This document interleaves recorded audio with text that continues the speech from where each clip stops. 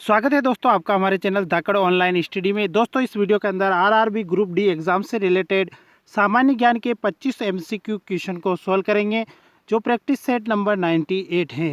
दोस्तों अगर आपने चैनल को सब्सक्राइब और वीडियो को लाइक नहीं किया तो चैनल को सब्सक्राइब और वीडियो को लाइक जरूर कर दे। दोस्तों ये वीडियो आरआरबी ग्रुप डी परीक्षा के लिए बहुत ही ज़्यादा इम्पोर्टेंट होने वाला है। सामान्य ज्ञान के 25 महत्वपूर्ण एमसीक्यू सॉल्व करेंगे। तो बिना देरी के वीडियो शुरू करते हैं। पहला प्रश्न है, डायनामाइट बनाने में किस दरों का प्रयोग किया जाता है। बहुत ही इंपॉर्टेंट क्वेश्चन है, डायनामाइट बनाने में किसका उपयोग किया जाता है। तो फर्स्ट ऑप्शन जो है इसका राइट आंसर है, नाइट्रोग्लिसरीन का प्रयोग जो है डायनामाइट बनाने के लिए किया जाता है। लैक्टिक अम्ल का जो है जमाव मांसपेशियों में होने से थकान बढ़ जाती है। और मेलाइक अम्ल जो है त्वचा के अंदर पाया जाता है। ओलिक अम्ल जो है सब्जियों के अंदर या फलों के अंदर जो है ये पाया जाता है। और उसके बाद अगला प्रश्न है, हवा जो है एक है, तो हवा जो है किस प्रकार का है। शुद्ध मिश्रण, केवल मिश्रणों का मिश्रण, या तत्वों का मिश्रण, या तत्व और यौगिकों का मिश्रण। आप देख सकते हैं हवा के अंदर दोस्तों हाइड्रोजन नाइट्रोजन होते हैं, ऑक्सीजन भी होती है। तो ये तो हो गए तत्व। और हवा के अंदर दोस्तों जल वाष्प की मात्रा भी होती है, यानी पानी भी होता है। तो पानी हो गया यौगिक। तो कहने का मतलब तत्व और यौगिक दोनों का मिश्रण है हवा। चौथा ऑप्शन यहाँ पर हमारे पास राइट आंसर हो जाएगा। अगला प्रश्न है, कैश मेमोरी क्या होती है। कैश मेमोरी जो होती है वो जब पावर ऑफ किया जाता है तो कैश मेमोरी के अंदर जो है डाटा संग्रहण जो होता है वो ख़त्म हो जाता है। तो टेम्परेरी मेमोरी होती है जिसको हम प्राइमरी मेमोरी भी कहते हैं। तो रैम जो है वो एक कैश मेमोरी का उदाहरण है। बाकी रोम, ई रोम और ई पी रोम जो है ये सेकेंडरी मेमोरी है।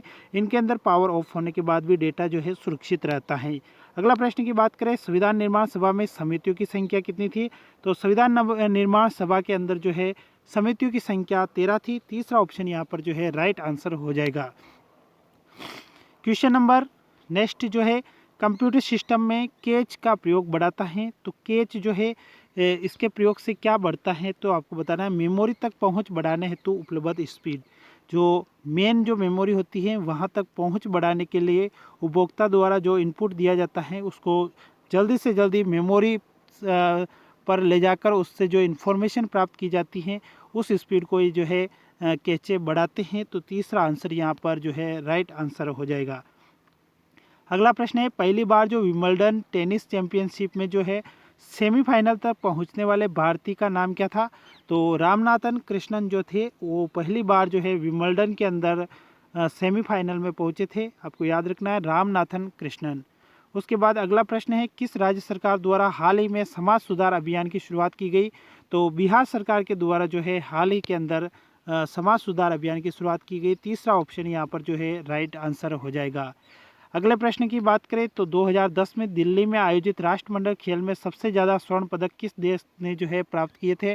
तो 2010 के अंदर जो है दिल्ली के अंदर ये आयोजित हुआ था राष्ट्रमंडल खेल, और सबसे ज़्यादा जो पदक है वो ऑस्ट्रेलिया के द्वारा जीते गए। पहला ऑप्शन यहाँ पर राइट आंसर हो जाएगा। अगला प्रश्न है, स्वतंत्र भारत के पहले भारतीय गवर्नर जनरल कौन थे। तो स्वतंत्र भारत के पहले भारतीय गवर्नर जनरल जो थे वो चक्रवर्ती राजगोपालाचारी थे। और अगर अंग्रेज गवर्नर जनरल की बात करें तो लॉर्ड माउंटबेटन जो थे वो अंतिम अंग्रेज गवर्नर जनरल थे। और भारतीय जो गवर्नर थे वो चक्रवर्ती राजगोपालाचारी थे। और इन्हीं को 1954 के अंदर जो है भारत रत्न से भी सम्मानित किया गया था। अगला प्रश्न है, हिंदू पौराणिक कथाओं में मृत्यु के देवता कौन थे। तो मृत्यु के जो देवता हैं वो यम हैं। दूसरा ऑप्शन यहाँ पर जो है करेक्ट आंसर हो जाएगा। अगला प्रश्न है, निम्नलिखित में से किस प्रतिहार शासक ने वर्तमान भोपाल शहर की जो है स्थापना की थी या बनाया था। तो भोपाल शहर को जो है मिहिर भोज के द्वारा बनाया गया था। मिहिर भोज जो प्रतिहार शासक था। उसके बाद अगला प्रश्न है, वायुमंडल में प्राय गर्मी कहाँ से आती है। तो वायुमंडल में जो है सूर्य की किरणों के विकिरण से जो है गर्मी पैदा होती है। तो सूर्य की किरणों के विकिरण यानी चौथा ऑप्शन यहाँ पर जो है राइट आंसर हो जाएगा। अगला प्रश्न है, 1905 में बंगाल विभाजन का आदेश किसने दिया था। तो बंगाल विभाजन का आदेश जो है 1905 में लॉर्ड कर्जन के द्वारा दिया गया। और तभी जो है स्वदेशी आंदोलन का भी जो है शुभारंभ हुआ था 1905 के अंदर ही। उसके बाद नामदफा अभ्यारण्य जो है किस राज्य में स्थित है। तो नामदफा जो है वो हमारे अरुणाचल प्रदेश में स्थित है। बिहार के अंदर वाल्मीकि अभ्यारण्य स्थित है। और मेघालय के अंदर काबुल लामजाओ, और असम के अंदर काजीरंगा और मानस, और ये जो अभ्यारण्य है वो असम के अंदर स्थित हैं।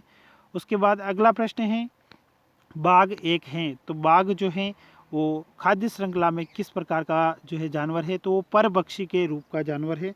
परभक्षी आपको ध्यान रखना है, जो जानवर दूसरों पर निर्भर रहते हैं और मांसाहारी होते हैं वो परभक्षी के अंदर आते हैं। अगले प्रश्न की बात करें तो निम्नलिखित में से किस स्थान पर सूर्य सिर के ऊपर कभी लंबवत नहीं चमकेगा, तो इसका राइट आंसर हो जाएगा दिल्ली के अंदर कभी भी जो सूर्य लंबवत नहीं चमकेगा।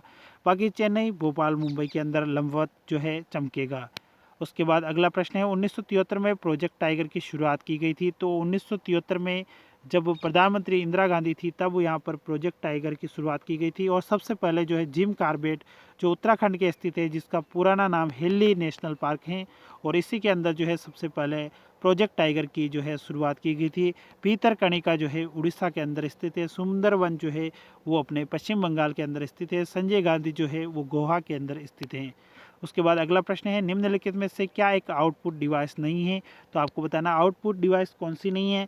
तो हेडफोन, प्रोजेक्टर और फ्लोटर तीनों आउटपुट डिवाइस हैं, लेकिन जॉयस्टिक जो है गेम खेलने के लिए काम में आ जाता है और ये एक प्रकार की इनपुट डिवाइस हैं। तो दूसरा ऑप्शन यहाँ पर राइट आंसर हो जाएगा। अगला प्रश्न है निम्नलिखित में से कौन सही रूप से सुमेलित नहीं है, तो इन चारों ऑप्शन में बताना है कि कौन सा सही सुमेलित नहीं है। विलायत खान सितार से संबंधित है, अल्लाह रक्का तबला से संबंधित है, हरि प्रसाद चौरसिया बांसुरी से संबंधित है, लेकिन अमजद अली खान जो है वो पखावाज से संबंधित नहीं है, ये तबला से संबंधित है अमजद अली खान। तो चौथा ऑप्शन यहाँ पर गलत हो जाएगा। अगले क्वेश्चन की बात करें किस वर्ष भारतेंदु नाट्य अकादमी की स्थापना हुई थी, तो सन 1975 के अंदर भारतेंदु नाट्य अकादमी की जो है स्थापना की गई थी। अगला प्रश्न है निम्नलिखित में से किसके अंतर्गत भारत में सर्वप्रथम सुप्रीम कोर्ट की स्थापना किया गया था, तो सर्वप्रथम जो है रेगुलेटिंग एक्ट 1773 के अंदर जो है सुप्रीम कोर्ट की स्थापना जो है वो कलकत्ता के अंदर की गई थी। 1773 रेगुलेटिंग एक्ट आपको ध्यान में रखना है, बहुत ही इंपॉर्टेंट क्वेश्चन है ये। अगला प्रश्न है भारत के पूर्वी तट पर स्थित पतन है, पतन का मतलब बंदरगाह है, तो पूर्वी तट की बात करें तो ये उत्तरी सरकार तट के अंदर दोस्तों उड़ीसा राज्य के अंदर पारादीप और हल्दिया जो है बंदरगाह आते हैं। चौथा ऑप्शन यहाँ पर जो है करेक्ट आंसर हो जाएगा। बाकी कांडला जो है वो गुजरात में आता है, कोचिन जो है वो केरल का बंदरगाह है, और हल्दिया और पारादीप ये उड़ीसा के अंदर आते हैं जो भारत के पूर्वी तट पर स्थित हैं। उसके बाद अगला जो प्रश्न है कि जोजीबिनी दूजू जो है जिन्होंने 2019 के अंदर मिस वर्ल्ड यूनिवर्स का खिताब जीता था वो किस देश की निवासी थी, तो जोजीबिनी दूजी जो हैं वो दक्षिणी अफ्रीका की निवासी थी जिन्होंने 2019 के अंदर जो है दोस्तों मिस यूनिवर्स का पुरस्कार जीता था। उसके बाद अगला प्रश्न है कौन सा राष्ट्रीय राजमार्ग दिल्ली और कलकत्ता को वाराणसी के रास्ते से जोड़ता है, दोस्तों दिल्ली और कलकत्ता को जोड़ने वाला राष्ट्रीय राजमार्ग जो वाराणसी यानी यूपी से होकर गुजरता है, तो ये जो है 2 नंबर का राष्ट्रीय राजमार्ग है। जो 1 और 2 नंबर के दोनों राष्ट्रीय राजमार्ग जो हैं इन दोनों को संयुक्त रूप से ग्रैंड ट्रंक रोड के रूप में जाना जाता है। ये दिल्ली से कलकत्ता जोड़ने वाला NH2 है और यहाँ अमृतसर से जो है दिल्ली जोड़ने वाला जो है NH1 है।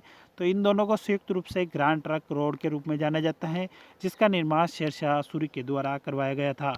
दूसरा ऑप्शन यहाँ पर जो है राइट आंसर हो जाएगा।